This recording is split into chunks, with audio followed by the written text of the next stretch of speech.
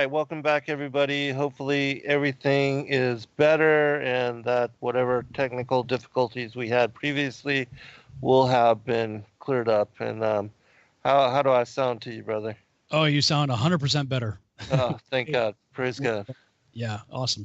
Okay, wonderful. Well, good. I wanted to share something with you about since we're talking about day two, and I think it's a critical topic that we should spend some time on with regard to the firmament because it is an important piece of the puzzle when it comes to biblical cosmology. And as we were speaking about previously, when you really open yourself to the possibility of what the text is describing as this solid structure, and that the firmament was placed, um, fixed to the circle of the earth that was inscribed upon the waters of the deep.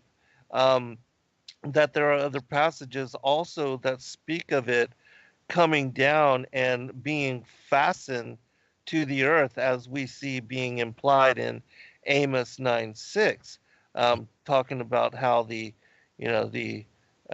vaulted dome of the earth is fixed to the heavens, and that it breaches that gap between the heavens and the earth. But anyways, there's a passage here in what's called the Perk de Rabbi Eleazar that speaks about this second day creation of the firmament, and it says, "The hooks of the heavens are fixed in the waters of the ocean. The waters of the ocean are situated between the ends of the heavens and the ends of the earth. The ends of the heavens are spread out over the waters of the ocean, as it is said, Who layeth the beams of his chambers in the waters? The dome or inside shape of the heavens ascends upwards like a tub, Mm. that is to say, like a tent, which is spread out with its extremities fixed downwards, and its dome stretching upwards so that people can sit beneath it, and their feet stand on the earth, whilst all of them are inside the tent. And likewise are the heavens, their extremities are fixed downwards, and their dome stretches upwards, and all creatures dwell beneath them as in a tent, as it is said, and he spreadeth them out as a tent to dwell in," which, you and I are familiar with the Isaiah 40:22 passage, because he that sitteth upon the circle of the earth, again, in my opinion, that's speaking about the rakia, the firmament, because now having studied this information, I know without a doubt that the Most High God is seated upon the vaulted dome of the earth, and what John describes as a sea of glass like unto crystal. Um, all of these things make a lot more sense when you examine them with this idea again of the firmament being this solid structure placed upon and fitted to the circle of the earth. And so, what did you think about this passage? I thought it was quite interesting. Yeah, man, I was biting my tongue not to interrupt you, but wow, man. Who was that? What was that reference? It's from a book called The Perk, which I believe it means book, Pirke, de Rabbi, de Rabbi, Rabbi Eleazar. It's a book of commentary, much like the Chronicles of Jeremiah, which is one of the texts that I included when I did the parallel study on the first 4 days of the creation week. I took all of the references to the creation, from the Book of Jubilees, Jasher, even the Chronicles of Jeremiah, the Book of the Secrets of Enoch, just different texts, and put them together with the King James, the Targum, and provided all of what they said to give people a better understanding of the creation week. And This is one that I studied after, but it is also a book of ancient commentary, and it dates, very back in ancient traditions. And, I found especially this quote uh, intriguing, especially since it speaks about the dome. Oh yeah, I mean, talk about point blank. I mean, Right. that is an incredible text. Mm-hmm. That's really, really cool. Um, this is something else, is kind of a pet peeve of mine, is these people who want to say that it's poetic language. Right. I'm like, look, roses are red, violets are blue. You just heard poetry, yet it's still true. Okay, get it? Because it may have some, and I would contest that it's not poetic language, but even if it was, it doesn't Right. negate truth. Are you going to say that the Psalms are irrelevant? That the Psalms aren't true because it's poetic language? Right. I mean, how far do we take this, right? And when you say figures of speech, or they're using a simile, like as a tent, if we're talking of metaphors, I'm like, well, yeah, a simile is similar. A metaphor Right.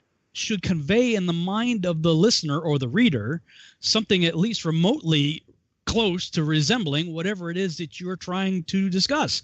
So when the author, Isaiah in this case, wrote that the heaven is like or as a tent, well, anybody who heard that thought of a structure set up over a flat surface. Right. Nobody thought of a spinning ball hurling around another ball at 666,000 miles per hour, or whatever, 67, whatever it is, 67, Mm-hmm. whatever the number is, around a sun that itself is going half a million miles through an hour through the galaxy, Right. complete nonsense. And I started to say right before the break that, as I was just diving into all this stuff, and many people have heard me talk about this. There's numerous times where I'm throwing the towel. That's it. I'm done. Forget it. I can't go any further. This guy, Andy Hoy, contacts me out of the blue and sends me this pretty thick package in the mail, and it was like a 9x11 or 9x12 envelope, with a bunch of stuff in it. And look, I'm busy. I get a lot of emails. Something that comes in that's more than a page or a card. Yes. It goes in the okay, I'll get to it later pile, which I unfortunately almost never get to. So it ended up going in that pile. I'm like, oh, geez, this guy just sent me like, but it was a mutual friend, somebody that knew him and myself, that said, hey, Zen, did you get a package from a guy named Andy Hoy? I'm like, yeah, it doesn't sound familiar. And he kind of explained it to me a little bit more. I said, yeah, actually, I think I might have got something like that. He's like, dude, you need to go home, find it, read it. I'm like, okay. So I finally did. And when I opened it up and I see this 6-story high dome tent that Andy, who is a structural engineer, not a flat earther, at least not at the time. You'll have to ask him where he is now. But at the time when he did this thing, he was simply a Hebrew scholar who was an engineer who was in Israel. He was in Israel studying the tabernacle in the wilderness and studying biblical Hebrew. And he's looking at the text. Now, the Torah specifically says you cannot add to it and you cannot subtract from it. Like, that comes with a heavy penalty. It's a severe warning. And so Andy's looking at the descriptions given for the tabernacle, and Bezalel, who's the guy with, I think the other guy was a Holiab or something like that. These guys were charged with making the thing. And so he's reading the descriptions, and then he goes to look at you can find these models in various places throughout Israel, whether in museums or in some cases actually physical structures set up in the wilderness for examples, for people to check out. He says, you always see this, long rectangular box with multiple layers of fabric laid on top of it, which actually makes no sense at all. Structurally, it's the least structurally sound thing you could build, a box like that. And with all those layers on top of each other, if it got wet, if it rained, you would have all kinds of issues with mold. And the Torah is very specific about, getting the mold out, and he's like, and plus the rough edges of the square box itself that these things are on, if it's windy, I mean, it's just everything he was looking at is like, this is the most ridiculous structure ever, But then what caught his eye was he was seeing that, wait a minute, because it is not a structurally sound thing, people had to add extra poles and rope and tent pegs and things outside of the itemized shopping list that God himself gave to Moses to give to Bezalel and his buddy. And so now Andy's going, wait a minute, we can't add to, we can't subtract from. And I'm seeing a whole lot of additions right here. And so he's like, what? And it really caused a problem for him. There was some major disconnect for him. So he starts looking at the text again, and there's a lot of textual real estate given to the description of the curtains. And he's looking at okay, so the curtains are clearly important because there's a lot of description here. And it says connect the curtains at the ends, but it doesn't specify which end. And these are long rectangular strips. So everybody assumes, keyword, assumes that you're connecting it at the long end. And when you do, you basically end up with a rectangular box. It's about the only thing that works. But the text doesn't demand that you connect it that way. It just says connect them at the end. So he's like, well, what if I connect them at the short ends?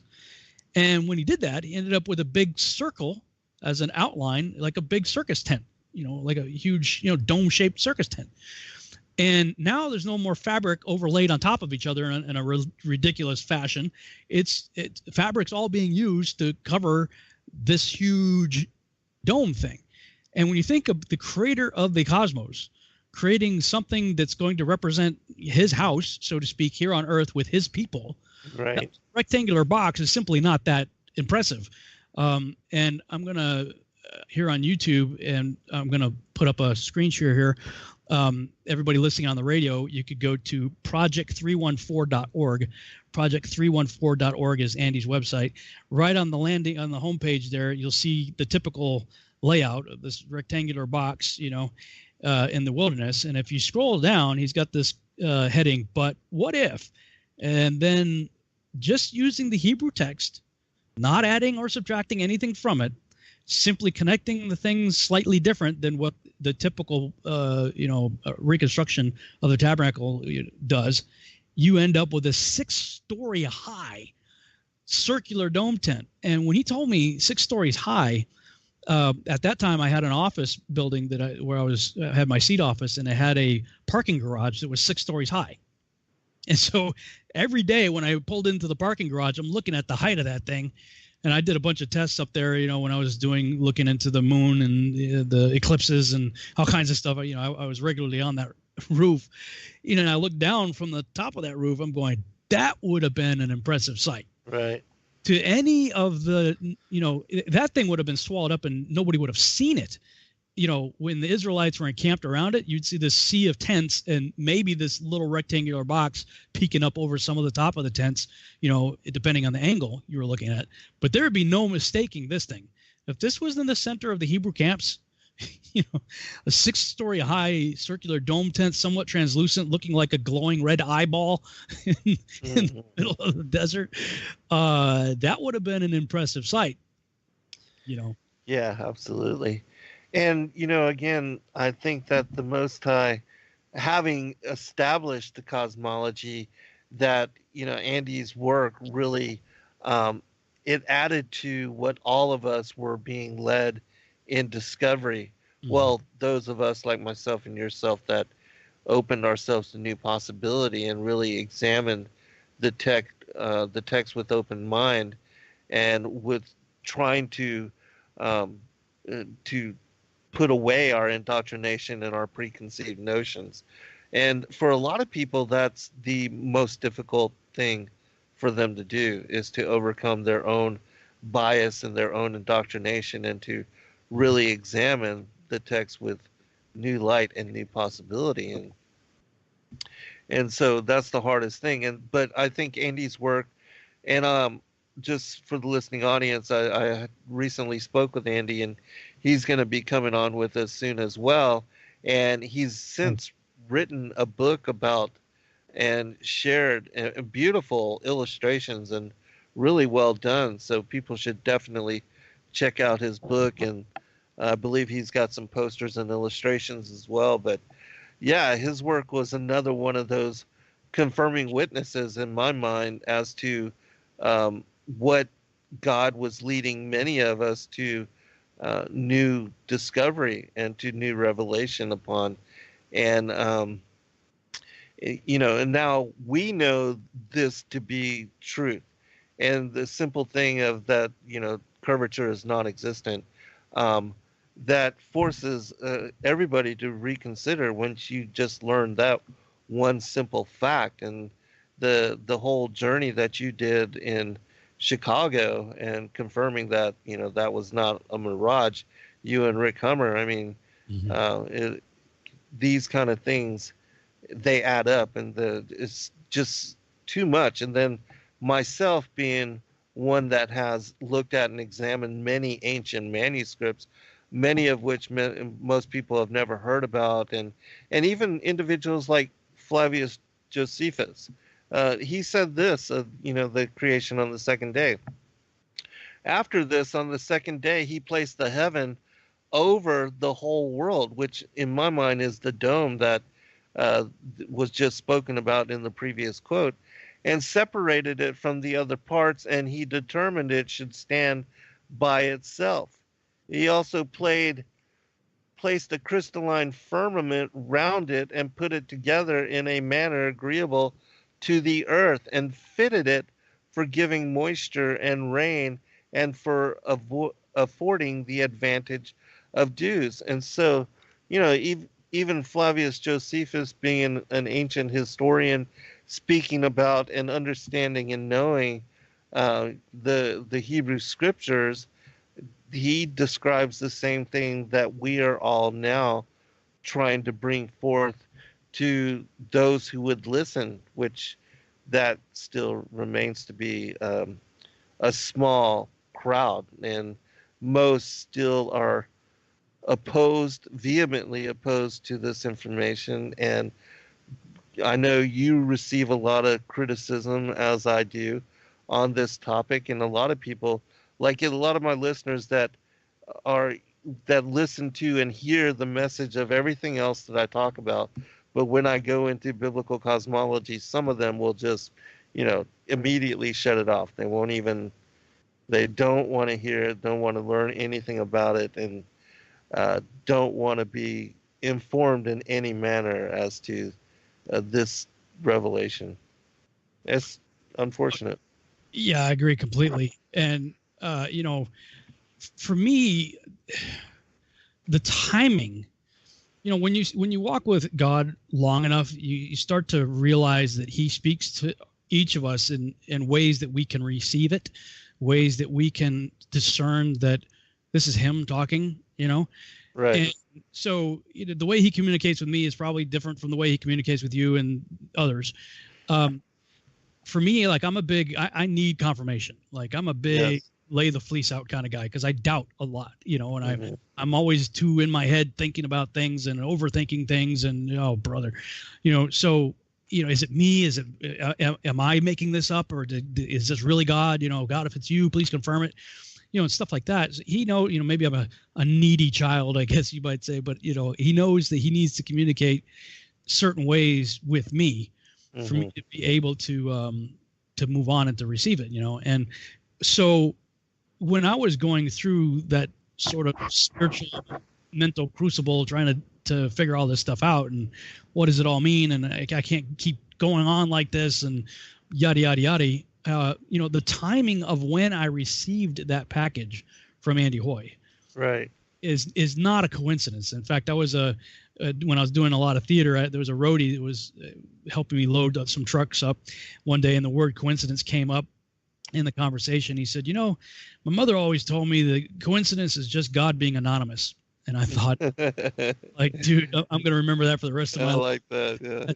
That's a brilliant statement. But yes, it's not a coincidence. This was like my uncle, there was a book called God Winks.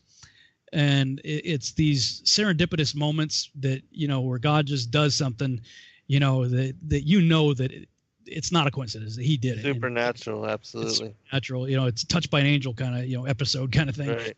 And my uncle, he's passed away since, but he had, your typical classic Texas Southern drawl, and he's like, "No, that's a God wink right there."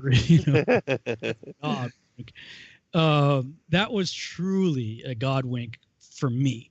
When the timing of when I received Andy's deal. And it was right after I had created the 3D model that people have probably seen by now in my presentations and on my Testing the Globe website. When I created the Yahuwah terrarium, I created that model in pieces from the inside out. So in fact, for the YouTube audience, I started using a 3D printer to make the thing.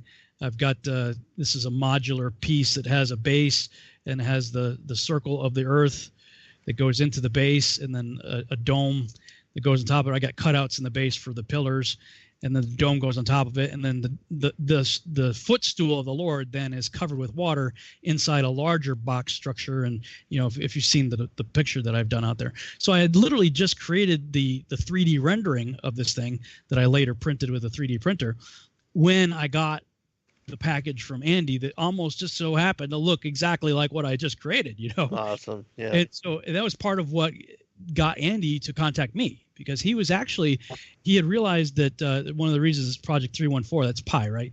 So he had realized that, the dimensions, had a relationship to pi. So he's like, oh, cool. In his mind this confirms the globe. So he starts going online to look for, copyright free imagery of the globe that he could use in his materials. And so he starts doing some searches, and like any of us who starts doing that, you start seeing words like image, composite, CGI, stuff that's telling you what you're looking at. It's not real. It's not the real deal. And apparently, and I guess as I understand the story, in the Google search, my model was there as an image too. And he's like, what is that? He looks at it, he starts reading what I'm saying about his footstool, and first he's like, what is this? And then he's looking at what I did, and he looks over at what he did, and he's like, what? So, it's kind of a God wink for him too, the timing, right? When he was working on that project, and when I was, getting to where I was with my research on it, on all of this. So, he has since become a dear brother to me. He's a really good guy, a good friend. And an encourager, somebody who's called me on a number of times to give me a pep talk, help me along the way. But I think he's got a powerful revelation. And look, he's getting hit all over the place too, because there is that mindset that the tabernacle in the wilderness is the rectangular box. That's Mm-hmm. So but I mean, as a structural engineer, as a biblical Hebrew scholar, he's got a rock solid case. And I would just say to people who may be listening to this or watching us on YouTube right now, spend some time on this website, go to project314.org. And I'm trying to think of what page it was. Yeah, he's got a whole bunch of stuff on pi. Okay. There's a tab called design, and then a drop down menu, and the drop down under design is outside the box. And read, his thought process there as he's going through it and as he's putting the thing together. And, when I just started looking at him, I'm like, man, this guy makes a lot of sense. Now, does that mean Solomon's temple was also a big dome? He hasn't said yes or no, not that I'm aware of. I think he's trying to build a case maybe at the moment for what he's, before he comes out on it, what he really thinks. But, I wouldn't be surprised, because we always read that, after the Babylonian captivity, when they came back into the land, Ezra, Nehemiah, and those guys, they want to rebuild the temple, right? And they did. They built the second temple, but when everybody saw it, they wept, because it wasn't the grandeur of the first temple. Yes. Now we read that and we think, it just wasn't as fancy. Solomon had more gold and flair to it, Well, maybe that's true. Or maybe it was an entirely different structure. I don't know. I mean, this gets people like Rico Cortez all riled up, because the temple is like that's his wheelhouse. That's his. Oh, really? He's a temple guy. That's like his entire ministry. So he is very offended by Andy's model. Is he? Oh, my goodness. I don't know that he's been hostile about it. Yeah. He definitely doesn't agree with it. That much is for sure. Well, just really quickly before we go to break, it's my opinion that, the second temple could no way relate or resemble the first, because Solomon utilized demons and fallen angels and having control. there was not even an iron tool used in the construction of that temple. But he had supernatural forces building and working on, like if you read the Testament of Solomon. And so, the building by men and hands and tools could in no way equal the grandeur of the first temple. So, and so just my opinion on that. But yeah, we'll be right back, everyone, for a second hour. We do appreciate all of you taking the time to be with us and listen to us. We are going through the Genesis timeline and the narrative of the creation week. We'll be right back. My guest is Rob Skiba. Well, I was going through one of many difficult days back, in 2015, dealing with this whole research and the flack and people going psycho on me every day and losing support and just all the trouble that we were having at that time. And so Rick was trying to encourage me, and I'm like, dude, I just got to go, man. I'm out of here. Save it. Bye. So I hung up on him, and he was just so frustrated. He's like, oh man, he was bummed out, that his friend he couldn't do anything to help his friend. So, right after he got off the phone with me, he looked outside and saw a box that he had gotten from, I think it was grandmother's attic or something. And the reason he had pulled that box down is because he knew there were some action figures in it that he was going to give to his daughter to play with. And so he's like, okay, well, I'll go out there and open it up. And anyway, he opens the box up, and right on top of the box was a folder from one of his courses in high school. And he opens it up, and it was I think it was a geography lesson or something. And he's like, what? First of all, what's this even doing in here? And this is the page I turned to. And so he gets the phone out just to tell me of the serendipity of that he was like, dude, he was sending me a message like, dude, we just got off the phone. I said, the first thing I see here, and the first question on the page that he turned to said, what were early ideas of the shape of the earth? And so he had just read it to himself, got his phone out to retell the story to me about what had just happened with him. And he gets to the page, and when he says, look at this, he's like, and it says, what was early thoughts on the shape of the earth or whatever? And he had written in his pen or pencil or whatever, it was flat. And the moment he said that, there was a loud clap of thunder and lightning, and it was a clear day, as I understand it.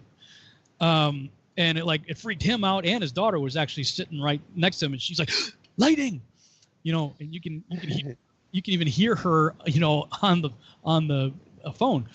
And so, for him, because he had been praying too, he's like, he was new to all this. I had just introduced him to the topic, and, he was like, what's the deal, Father? If this is real, show me. And so he took that as a sign that this was the God wink for him. And, I heard his story, and it was, certainly intriguing, but that happened to him. It didn't happen to me. I was right. I was gonna have to go on a longer journey, unfortunately. Right. Well, I'm hoping the mic is better. I'm not sure what it's keeps happening. Okay, good. Thank God. All right, but the reason I had you bring up that particular story is because I also had previous in my lifetime that same experience happened to me, and it was on a day where it was absolutely clear, sunny. I was in deliberation. I was, basically not asking God for a sign, but deliberating in similar manner just over my experience and my belief in God. And that happened to me, and without a doubt, I knew immediately that was the Most High. And so that particular experience that happened there to Rick, and that was caught on video, took me back and reminded me of that experience that had happened to me previously as well. And I know that God speaks through the creation in such manner that he has the power to use lightning and the wind, the voice of many waters, that he speaks through his creation as well. And that is one of the ways that he has communicated with me, is through nature and through the creation. That particular experience was very deeply profound for me, as it, was rattling for Rick and his daughter, and I think a lot of people that have watched and seen and how all that unfolded. I mean, in my opinion, it's undeniable that um, that there was something divine and supernatural to that whole occurrence, and for anybody that again has experienced that in similarity, I mean, without a doubt, sends chills up my spine. Well, that's the thing, man. Like, I never had any of these types of like multiple confirming witness type experiences when I was talking about the cosmos and trying to make the Bible fit the model that we've all been taught. Uh-huh. It wasn't until I started I finally prayed and said, okay, Father, you show me what the text is saying. I mean, and this is an intentional prayer because we all, whether we know it or not, are bringing preconceived bias to the text. We all have it, and so, I mean, for me, I was very much aware of it and was like very fervent in my prayer. Please, just Father, get me out of the way so I can hear your Holy Spirit show me what this text is saying, Right. And when I did that, I mean, these are all the crazy, I mean, yes, 2015, 16 were difficult years, man. They were rough. But oh, no doubt. During that time, I had lots of those things. I mean, Rick had that lightning thing. I had the Andy Hoy thing and other things. Just lots of different things. People coming along out of nowhere with encouragement or even a check to take us into the next month. And a way was made where we didn't feel like there was any way. Booking that trip to go across Lake Michigan when we did. It took over a year to get that trip together, to get the funds for it, to get our schedules lined up for it, and to get a boat captain to do it, and even the day that we did it, Rick had, as I understand it, he had another guy lined up, and at the last minute, the guy had already pulled out, and about the time that I'm landing the airplane, I'm in the airplane, and I'd already spent all this money to fly up there and take the time off and hotel and rental car and all that stuff, and we don't have a boat. So like Rick, one of these days I might get around to finishing the full story. It's like over an hour long video that I started a long time ago, never finished it, but because we interviewed people and there are lots of things that happened. But the guy that we did get, that was a very last minute thing. He turned out to be super cool. But the real thing was we pulled out of the dock like 47 miles away, looked out, even without the Nikon Coolpix P900, looked out across, and there's Chicago, like boom, right there's right there. I didn't even need my camera to see it. And Tony, the boat captain, is like, man, this never happens. Like, I mean, we had a clear sight of the city from the moment we pulled out of the dock until we got to within 5 or 10 miles from it and decided to turn around because, he had to get back for other things, but, and we had accomplished everything we needed to. So, I mean, just lots of, I could take all night, that's going to take us off topic, but all night, just sharing these things. So this said, and while all that was happening, while I'm having all these God winks, I'm having these just crazy responses from people that, like, just sweet, loving, otherwise very laid back people were going crap crazy, insane, right? Like psychotically insane in front of me, just at the thought of me looking into this, and I'm like, whoa, what is happening? That's what led me to early on believe that, okay, there is a spiritual stronghold here that the enemy doesn't like being exposed. Because it manifests like you wouldn't believe. And then there's other times where, I was just doing simple tests and coming up with, in my mind, revelation from these simple tests that anybody could do with like, $10 worth of arts and crafts from Walmart, that explain things on a flat plane just as easily and with their science. You got the weatherman going to an optics professor to see if he was correct in saying that what you're seeing here is a mirage with the Chicago skyline. And the optics professor said, well, technically, no, it's more looming. And then they go to explain looming. And in the process of doing that, they say, the atmosphere is acting like a lens. Well, why is that? Because the atmosphere is full of moisture. And when you got zillions of convex balls of water that you make up the atmosphere, when you combine them together, what do you think you get? You get a huge convex lens, which is a magnifying glass.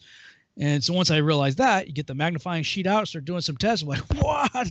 And then I go on Stellarium, which is spinning heliocentric globe-based software, trying to figure out how the 24-hour sun works in Antarctica, and inadvertently end up seeing how the sun and moon move over the flat Earth from their model. Right. And I'm like, well, how do they explain how the sun speeds up and slows down? This is spinning heliocentric globe-based software is showing the sun speeding up and slowing down at the exact time that it should speed up and slow down if it's moving over the circle of the Earth and contracting and expanding its circuit. I don't know how they explained it on the globe model, but it certainly made a lot of sense to me on the circle model. So I was like, okay, Father, this is amazing. And to one of your early points that you made just, I think, right before the break, you were talking about King Solomon's temple being built by Nephilim.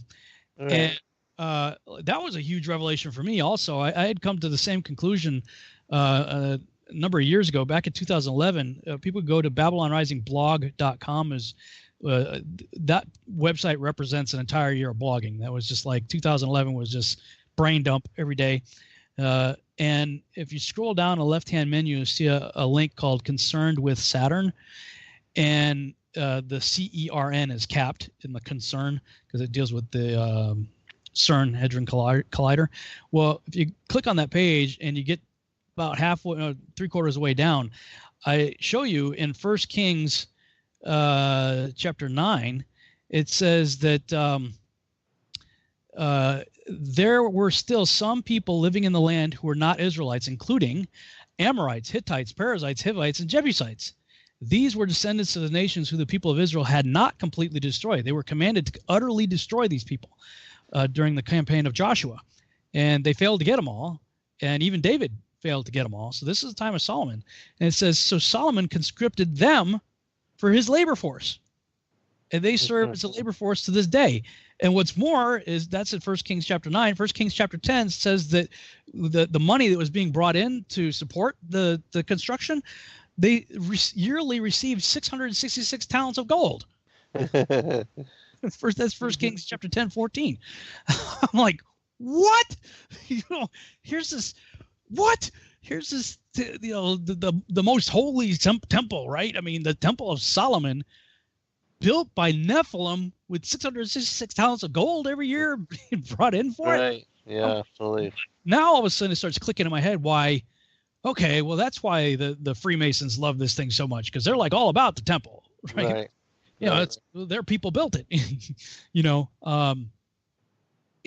so I was like, well, what the heck made this thing holy then, And the only thing in my mind that made that thing holy was, at least at that time, Solomon, his heart was in the right place. Yes. Later he goes way off, but David wasn't allowed to build this thing, so it passed. This was his father's dream, and Solomon's father David, and so he takes up the task to start doing it. And the people that he hires to do it is like very suspect, and the way that he did it's very suspect. But after he did it, he prays this beautiful prayer of dedication. And this is my paraphrase totally. I could be totally off, totally wrong, but this is my interpretation of it, is that God looks at what Solomon had done in fulfillment of the promise for David, what he wanted to do. And I kind of see God going, okay, bro, all right, you did what your father wanted done. I appreciate it. Your prayer, that's pretty awesome. I'll tell you what, dude, if you walk in my ways and do my statutes, I will put my name on this thing that you've constructed. And that's the only thing in my mind that made it holy, is Father said, I'm going to put my name on this thing and I will bless you. And then there's the caveat. But if you don't walk in my ways, then I'm going to take my name off this thing, and all the consequences and all that's going to happen afterwards, which we certainly see takes place later. So to me, the building itself, there's nothing holy about that thing, right? And if you keep reading on that blog, I talk about the 72 goetic demons, the lesser key of Solomon, the testament of Solomon, the Lord of the Rings trilogy, how that was all tied in, and how he had hired what was it, Hiram, to build the thing. Jeez. So I don't know. I mean, for me, that could be an argument that it was built something other than the dome tent, considering the people who were involved. Right. So I could honestly go either way with it. I'm waiting to hear what Andy comes up with. Yeah, I would be interested to see what he says as well, because in examining, as far as the way that you have the outer, then the inner sanctum, and then you have the Holy of Holies, and also the way that Noah's Ark was built with these 3 different levels, and then the wilderness tabernacle in the same manner, it, in my opinion, represents what we see of the cosmology, with the first 2 heavens below the firmament, and then the 3rd heaven being the place like the Holy of Holies, where the presence of the Most High God is, that sits above the vaulted dome of the earth. It seems to represent that cosmology in the way that God has established it.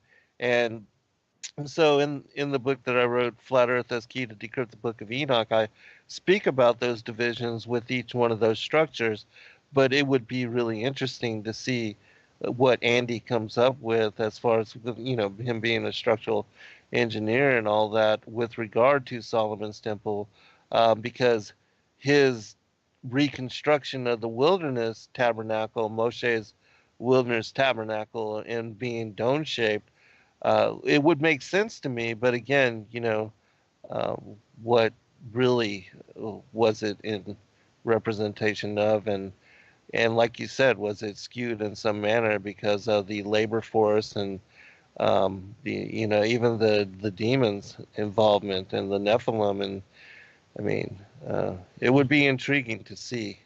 Well, yeah, and if Andy's model is correct, there are the other curtains on the inside for the Holy of Holies that had the cherubim on them, right? And so, obviously, if it's a circular dome tent, then the Holy of Holies is in the center of the highest part of the dome. Right. So you have these really long, tubular curtains, creating like a tube within which the Holy of Holies would be, right? Which, visually speaking, that makes a lot more sense to me than the little compartment in the back of the rectangular box. Right.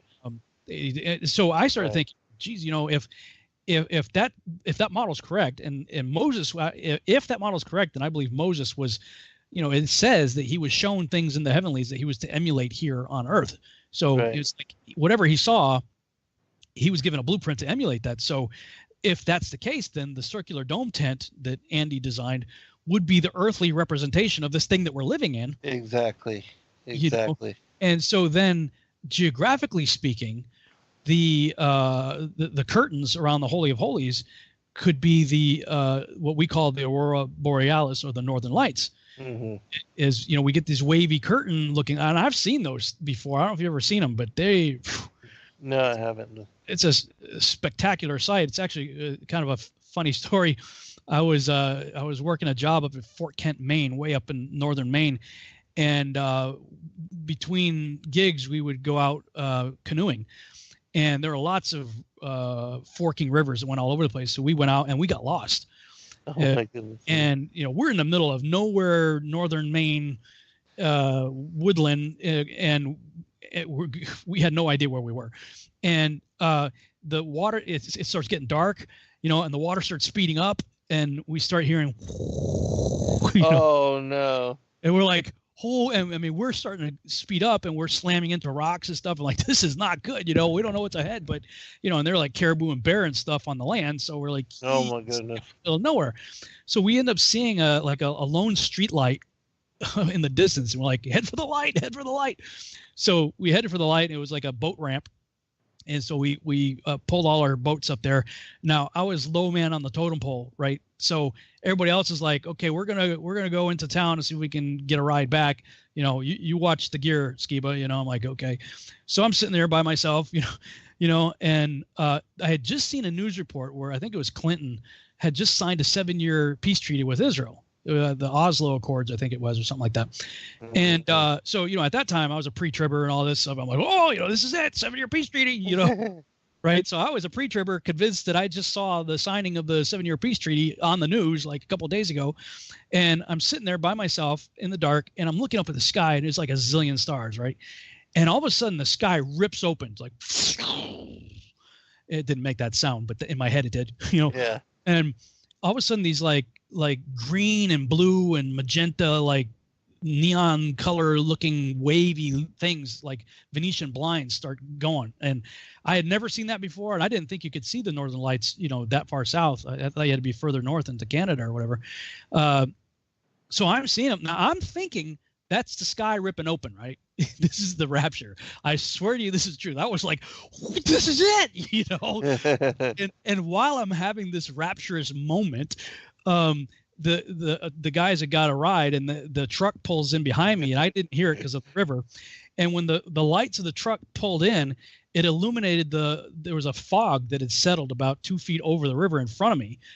And when the lights hit it, it was like a perfect layer of cloud. And I thought, oh, I've been pulled up. Like I started stepping out like I'm gonna step out on the cloud. I thought I had this vision I was gonna go fly up like Superman, but maybe we ride up in a cloud. Okay, that's cool. Right? So like I'm totally in the moment. I'm stepping out on the cloud, right? Of course, hitting the water, and then I hear, Skiba, what the F and what the hell? What are you doing? Oh, nothing. Oh man, that's funny. It's one of these stories that sticks with you. But now I have that story in my head and I remember it so vividly. And when I saw Andy's model and started thinking about the curtains like that, I'm going, wow. And then when you start talking about Mount Meru and the sides of the north and all that stuff right there, I'm going, wow, Andy's model just makes so much sense. And, I would encourage people to look into it. I do want to show something else here, though. How much time we have before we break? About 3 minutes. Minute 30. Yeah. Minute 30. Okay. Well, we have confirming witnesses. We've already showed you that rakia from raka, beaten down metal strips. That the Hebrew word signifies solid. The Hebrew scholars took their Hebrew text, translated it into Greek, got stereoma, which is even more adamant that we're talking about a solid structure. And then Jerome comes along later, and Latin comes up with firm, amentum, from which we later get firmament. In every case, the word indicates something hard, solid structure. The word itself, the definitions of the words. But we have confirming witnesses to that in Job 37:18, and you can look in multiple translations. Yes. King Jimmy says, hast thou with him spread out the sky, which is strong as a molten looking glass.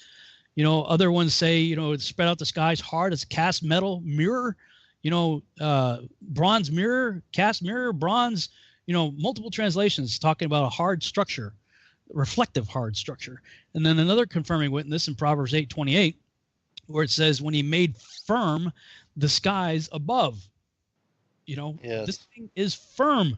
It's a hard structure with multiple confirming witnesses. And you were the one that when I did this, I think one of our first interviews, that pointed out Amos 9:6. And it's a good place to stop here before we go to break. But come back and talk about that, because I think Amos 9:6 is a huge deal and worth diving into. Yeah, absolutely. I agree. And we'll pick it up right there when we return. And Bill, I'll answer your question on the other side of break. We'll be right back, everyone, for final segment. All right, welcome back, everybody, for final segment. Bill asks in the chat room, is the Book of Enoch the sealed up book for this generation, or is there another book of prophecy? Well, definitely the Book of Enoch, as it makes mention of in the first chapter, was wrote for a remote and distant generation. And I do believe that we are that generation, and that we're seeing the unfoldment of the Joel 2 and Acts, where God promised to pour out his spirit upon all flesh. That I believe a lot of the collections and a lot of the ancient manuscripts, which have been lost and forbidden and forgotten, are coming to light again, and a lot of that has to do with the access that we have through the internet and people posting, and a lot of these ancient manuscripts, digitized copies being rendered and made of these collections, which have been protected in large part by certain groups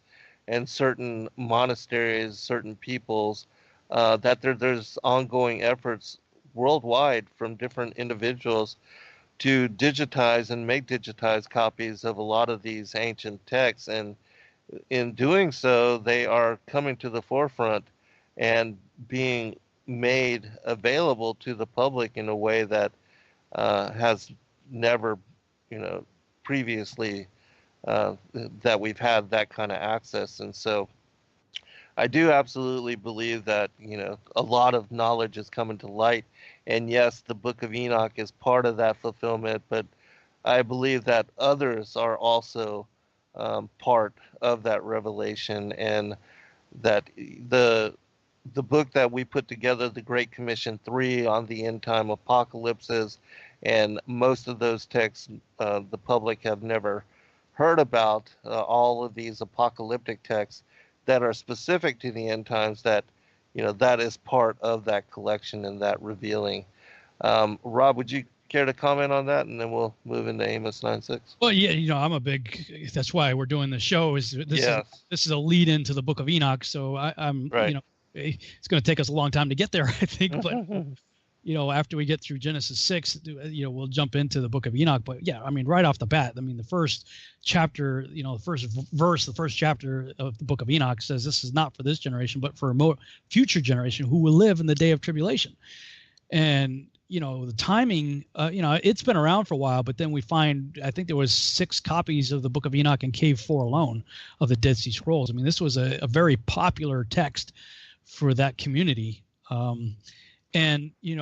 think I was actually thinking about this earlier today as we're going through the Book of Enoch. One of the things I'd like to do while we're doing it is to make correlations to the canonized text from verses that we read in Enoch, because I started doing this a long time ago. Is as I was reading something in the Book of Enoch, is that's this, or there's a parallel to that in this scripture right here from the canonized text, and just kind of go through that to show how clearly the authors of scripture were very much aware of and heavily influenced by that book. And I think we'd be foolish to write it off, in my opinion.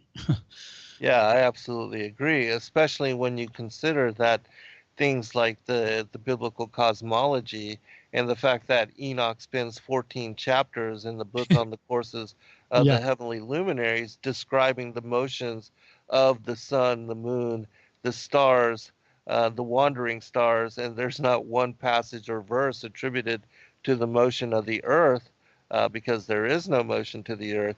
Is confirmation of exactly what the Bible reveals. There's 5 passages which specifically declare that the earth is fixed and motionless and stationary. And so, yeah, these kind of things. And as I show in my book, that when you really apply what Enoch describes as these motions, as you also brought it forth in the Stellarium, that, I believe Enoch was shown exactly what you were led to revelation on, using Stellarium, that he saw that exact motion of the sun, speeding up and slowing down as it moves back and forth between the Tropic of Cancer and the Tropic of Capricorn, creating the seasons and the elongation of the day and the night, and then the shortening of them. I mean, that's exactly what Enoch describes, with the motions of the sun and the moon through the 6 gates of heaven, as I share in Decryption within that book. So yeah, I do absolutely look forward to getting into that. And but we'll go into Amos 9:6 now, because I think this passage also shows and affirms why it is that we should study all accounts when examining a particular passage or a particular verse. Because for those that are, the King James only crowd, in looking at this particular passage in Amos 9:6, you miss the context of what is captured in other translations. And specifically, I'll read the verse in the King James that says, "It is he that buildeth his stories in the heaven, and hath founded his troop in the earth. He that calleth for the waters of the sea, and poureth them out upon the face of the earth. The Lord is his name." In the NASB, it translates it as this: "The one who builds his upper chambers in the heavens, and has founded his vaulted dome over the earth. He who calls for the waters of the sea, and pours them out on the face of the earth. The Lord is his name." Well, I spent an entire chapter on this particular verse in my 10th book, The Vaulted Dome, Firmament, the Vaulted Dome of the Earth.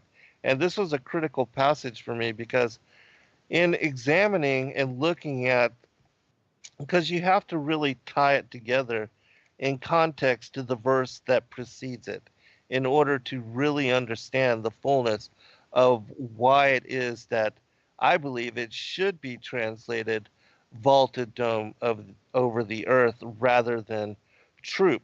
And looking at those words and looking at the definitions for that word aguda, which is the one that is translated as vaulted dome, when you look at the independent definitions, the verse, the definitions are band, binding, cords, bands, thongs, metaphorical of slavery, a bunch of hyssop, a band of men, troops, and the vault of the heavens, the firmament, binding the earth to the heavens.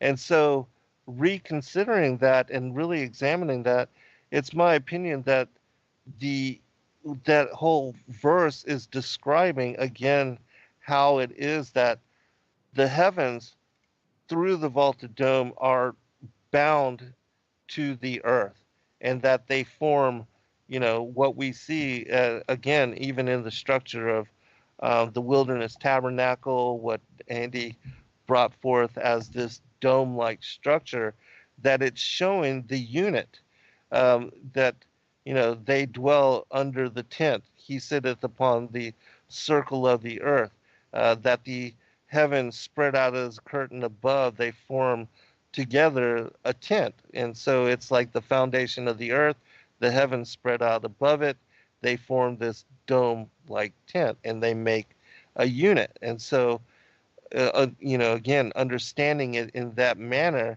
it would make sense why this verse would be translated vaulted dome, and because it shows the symmetry of that particular unit and its connections to the heaven, the earth, and the heavens being bound together by the vaulted dome of the earth. And so I thought that was very interesting, and something that you and I, when we talked about it previously, it was a revelation to all of us. Oh yeah, for sure. I mean, it was huge. Because I grew up in a King James only environment. I myself am not King James only, but all my go-to verses, my memory verses and all that are in King James. So Right. I was used to troop, and as a result, that went completely over my head, just completely missed it. And you were the first that I heard talk about it. I'm like, what? So I went and looked, and right now I have up on the screen for people who are watching this on YouTube, numerous English translations. You can go to BibleHub.com, Bible.cc, and just punch up Amos 9:6 and look at all the different English translations, and they're talking about that he's founded the vault of heaven on the earth. He set the foundation of heaven on the earth. And what was intriguing to me is not only did numerous English translations say that, but Bible Hub has even other foreign languages on there. So you could look at Chinese and Russian and, all kinds of different languages are on there. So what I did was I went through those different languages and copied and pasted them into Google Translate, which granted is not always 100% accurate, but it's still a reasonably good tool to, at least take a look at. And when I did that, I mean, it was even more emphatic in some of the other languages, shockingly. Right. So if you haven't done that, you might want to even check that out. Just like go to bible.cc and look up that verse and look at the foreign languages, then copy paste them in Amos 9:6 into Google Translate and see what you get. But when I understood that the word is a tightly knit unit, it's something bound together. I can understand why the King James translators, coming off of the Copernican revolution, by the way, may have looked at that and missed it because of, again, we all bring preconceived biases to the text, right? So, I mean, and I would say that probably extends even to translators. I mean, they're not perfect either. And, I'm sure these are godly men who took time to pray as they were doing the translations. I have no doubt of that. But when I looked at the word troop, I was in the Army and I was in C Troop, 1st of the 110th Air Cav. Well, what was it? It's a troop is a tightly knit unit of men, a band of brothers, as they say, right? So, I understand that it's talking about knitting together, but what I was missing is that, the context is here. He has built the upper chambers of heaven, and he's knit that to the earth. Right. He's bound it to the earth. And the other English translators, and again, the other foreign language translators, they got it. They understood it. And I was like, wow, that's just crazy right there, because then it starts to make sense where it talks about when it talks about the heavens shaking, the earth is shaking. When the earth is shaking, the heavens are shaking. Well, why? Because they're connected. Right. Yes, exactly. They're shaking. And then all of a sudden, I'll bring something else up here. Psalm 19. If you go to Psalm 19, this is a perfect correlation to what we're talking about, day 2 of creation, Genesis chapter 1. It says, the heavens declare the glory of God, and the firmament showeth his handiwork. The firmament shows his handiwork. So when you just write the firmament off and say that it's just an expanse of air, gas, in the vacuum of space, you are the very thing that declares the handiwork of God, you are nullifying. Right. You are turning it into nothing. This thing declares his glory and shows his handiwork. If you're just going to say it's nothing, it's air, gas, in the vacuum of space. Now, the counter argument with that would be, well, no, have you ever looked up in the sky? Look at the grandeur of the universe and the galaxies and the stars and all that, yeah, but it's the firmament that we're talking about here. So what you are imagining doesn't work, and that thing's connected to the earth. It's a physical hard structure. By confirming witnesses and by definitions of the words themselves, it is a firm hard structure. And Amos just told you that firm hard structure is connected to the earth. And then David comes along here and said, well, actually David probably precedes Amos, but anyway, all of the biblical authors are writing in the context of what has come before. So they don't contradict each other. They build upon what the other person said. Isaiah is one of the last guys, if not the last guy, to write about the cosmology. So anything that he's talking about, spread out the heavens like a tent and circle of the earth, he's writing in the context of what Solomon knew, what David knew, what Job knew, what Moses knew, what Amos knew, all these people. So day unto day, verse 2, Psalm 19, verse 2, day unto day uttereth speech, and night unto night showeth knowledge. There is no speech nor language where their voice is not heard. Their line is gone out through all the earth, and their words to the end of the world. In them hath he set a tabernacle, an enclosed structure for the sun. He set a tabernacle, an enclosed structure for the sun. Again, another metaphor here, which is as, simile, a bridegroom coming out of his chamber, rejoicing as a strong man to run a race. So the sun's moving, not the earth. The sun, his going forth is from the end of heaven, and his circuit unto the ends of it. And there is nothing hid from the heat thereof. Question to those of you who don't believe what we're talking about here, how does this verse work? For you that believe in the Copernican model and the spinning heliocentric globular earth model, how does that work for you? It doesn't. There's no way you can make that work. Right. You'd have to put on one heck of a tap dancing mental gymnastic yoga trick to make that work. It's just not going to happen. And, when it says that the circuit is from one end of the heaven to the other, well, the heaven's connected to the earth. Yes. With a dome, if it's a dome, then it presumably gets shallower as you get closer to the edges. Right. So the sun's moving out on its outer circuit. It literally is going to the ends of the heaven, and working its way back on a circuit, running a race. How can you make that fit if the sun is just in the a wing of the Milky Way galaxy in the backwater section of the universe. How is the sun going from one end of heaven to the other? Right, How exactly. does that work? It can't work.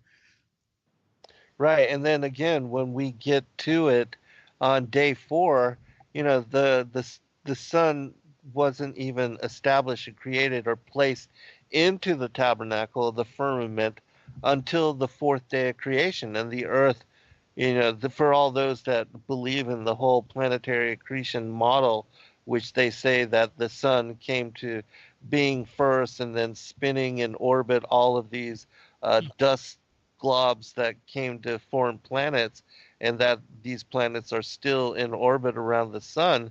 That model doesn't work because the Earth was already here, and then the firmament fitted to the circle of the Earth. That's where the sun and the luminaries and the moon were placed in tabernacle and hold their circuit, which is exactly what Enoch describes. Again, the motions are attributed to the moon, the sun, the luminaries, the wandering stars, and not to the earth. And you can't explain those things. Even like the story of the sun and the moon being stopped in Joshua's long day. Right. I mean, how do you get around that? And then the sun going back 10 degrees in Yeah. Isaiah, Yeah. you Yeah. know, it's not the earth that is being moved in order to shift the sun. It's the sun. And it clearly in the scriptures, it tells us even the word shamash, which is, the word that in the Hebrew that comes for the sun, it describes rapidly moving. It's one of the definitions for it. And so it shows that even the word for it describes its motion. And so these are things that, because there are people even in the chat room now, they believe anything to do with, flat earth or biblical cosmology is just ludicrous, but you can't explain all of these things that we've just brought forth without examining with open mind those considerations. And it only makes sense when you understand it in the manner that we, hesitantly, very hesitantly, and unwillingly were brought to acceptance upon. Yeah, absolutely. And we have another confirming witness in the book of Enoch, chapter 89, where there's a vision given of the coming flood. Yes. And it says, beginning in verse 2, and again I raised mine eyes toward heaven and saw a lofty roof with 7 water torrents thereon, and those torrents flowed with much water into an enclosure. And I saw again, and behold, fountains were opened on the surface of that great enclosure, and that water began to swell and rise upon the surface. And I saw that enclosure till all its surface was covered with water. And the water, the darkness, the mist increased upon it. And as I looked at the height of that water had risen above the height of that enclosure and was streaming over that enclosure, and it stood upon the earth. And all the cattle of that enclosure were gathered together until I saw how they sank and were swallowed up and perished in that water. Mm-hmm. I mean, you want to talk about a slant. When I read this, I was like, what? Enoch is a slam dunk. Right. For Absolutely. The circular enclosed world biblical cosmology, model. I mean, how can you look at that and not see, and I would parallel that with Genesis chapter 7. It says, and the windows of heaven were opened. Right. Well, windows are something set in solid structures. Yes, exactly. So how in the world do I've got a picture up on the screen right now, which one makes more sense, right? The spinning ball, where's the windows? Where's the enclosure, right? That these texts are talking about. I mean, it doesn't work. Right. I'll read that verse that I read, just a portion of it earlier from the Perk de Rabbi Eleazar, where it says, the dome or inside shape of the heavens ascends upwards like a tub. That is to say, like a tent, which is spread out with its extremities fixed downwards, and its dome stretching upwards so that people can sit beneath it and their feet stand on the earth. whilst all of them are inside the tent. And likewise are the heavens. Their extremities are fixed downwards, and their dome stretches upwards, and all creatures dwell beneath them as in a tent, as it is said, and he spreadeth them out as a tent to dwell in. And Man. so, I mean, yeah, when you find these examples, even Flavius Josephus, all of what we talked about, with regards to the second day of creation, the rakia, the firmament, stereoma. I mean, again, you cannot deny these things. And then once we get to day 4, the luminaries being established and given circuit and established in the tabernacle of the firmament, it's, in my opinion, undeniable. Absolutely, and I know we're going to run out of time pretty quick here, so I'm going to sum up, my take on it with the Yes. PowerPoint slide from my presentation, where for me the firmament is truly the key to this whole thing. If you want to figure out what creation is all about, you got to do an in-depth study of the firmament. It's what seals the deal in more ways than one, pardon the pun, right? Unquestioned, Right. the thing is hard, Job 37:18, firm, Proverbs 8:28, supporting the waters above, Genesis 1:6-8, and Psalm 148:4. It's attached to the earth, Amos 9:6, within which Yahuwah placed the sun, moon, and stars, Genesis 1:14-19, and Psalm 19:1-6, and upon which his throne sits, Ezekiel 1:26, Isaiah 66:1. Clearly, this is a very important issue to Yahuwah, Psalm 19:1. The only model that accommodates every aspect of the firmament is the circular enclosed world model. The only way around this is to grossly misrepresent the scriptures, yanking the true meaning of the words used out of context and fantasizing about definitions for those words, which are not even remotely supported by the text or the historical context in which the scriptures were written. The firmament, man, guys, if you want to understand cosmology, you got to spend some time looking at the firmament. If you're going to call yourself a Bible scholar, start there. Yes, and if you're going to really believe the Word of God, then take some time to look up the original context of the words that are found in these passages, and to get a conceptualization of what the ancient Hebrews believed themselves. And again, undeniable. And we were hesitant, unwilling for a very long time when first confronted and asked to do this research. And I know a lot of the people out there that are still unsure are as well. But very well said, brother. I think you summed it up in great manner. 2 minutes, so final comment? Yeah, I just, it took an entire day for God to do the firmament. When I was thinking about life, as we get to the later days of creation, when he starts creating animals and birds and fish and eventually humans, he in some of these cases, he took entire days to make these life forms. And it doesn't take much research to look at the vast diversity of all life, whether we're talking plant life, birds, fish, land animals, even the diversity in people, right?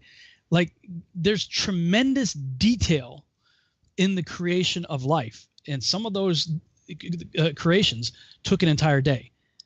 Well, put that into perspective. It took the entire day for God to create the firmament. Yes.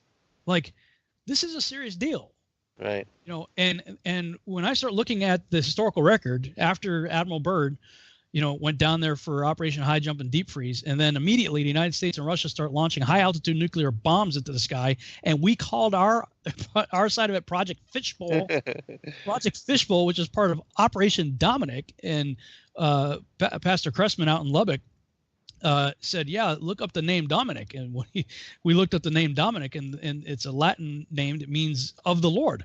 So, like, we literally called our mission the fishbowl of the Lord, and we're launching high altitude nukes into the sky after the Admiral Byrd, expedition down there for Operation Deep Freeze.